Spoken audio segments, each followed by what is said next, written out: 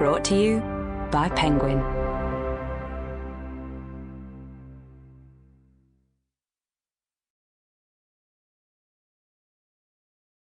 The Scent of Death by Simon Beckett.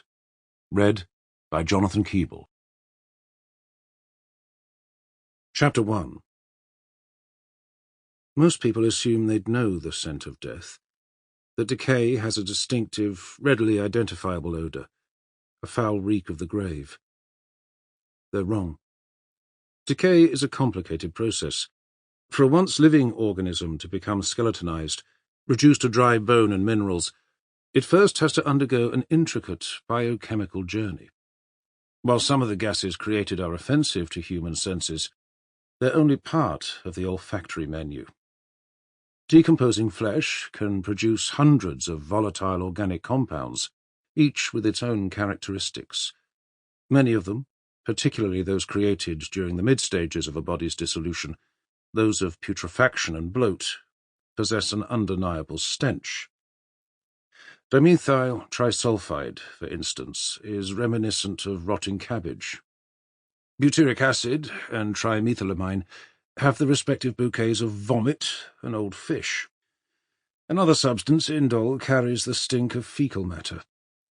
Yet in lower concentrations, indole has a delicate, floral scent that's prized by perfume manufacturers. Hexanol, a gas produced in both the early and later stages of decay, resembles freshly cut grass, while butanol is redolent of fallen leaves. The aroma of decomposition can encompass all these notes, as complex as a fine wine. And, because death is nothing if not full of surprises, in some circumstances it can announce itself in a different manner entirely. Sometimes in a way you'd least expect. "Watch your footing, Dr. Hunter," Whelan warned from ahead of me. "You step off the boards, and you'll be through the ceiling." He didn't need to remind me. I ducked under a low beam, careful where I was putting my feet. The cavernous loft was like an oven.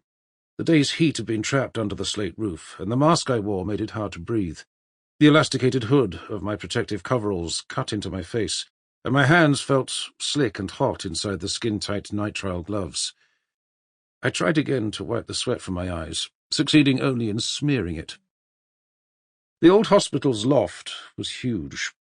It extended off in all directions, disappearing into darkness beyond the glare of the temporary lighting. A walkway of aluminium stepping plates had been laid down, bending and flexing under our combined weight as we clattered over them. I hoped the joists underneath weren't rotten. "You know this part of London?"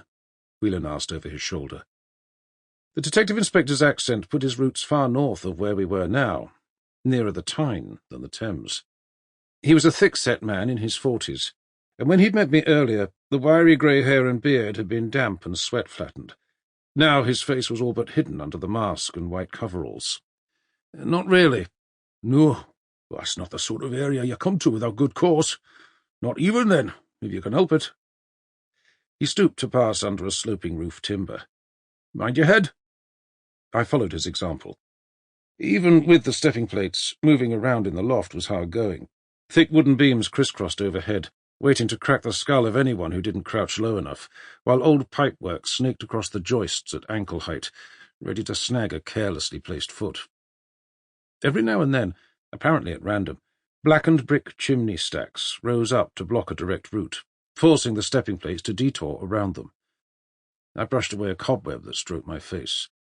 Clogged with dirt, they hung from the rough-roofed timbers like ragged theatre swags.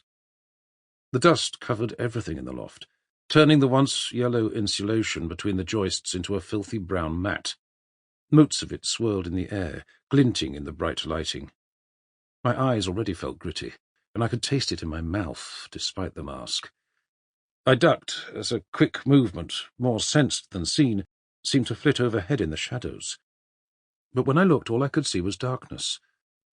Chalking it up to imagination, I concentrated on watching where I put my feet. Up ahead, a circle of lights marked our destination. Under their glare, a cluster of white-clad figures stood on a wider island of stepping plates, set around a chimney stack. A murmur of conversation drifted. Sample complete. Ready to continue?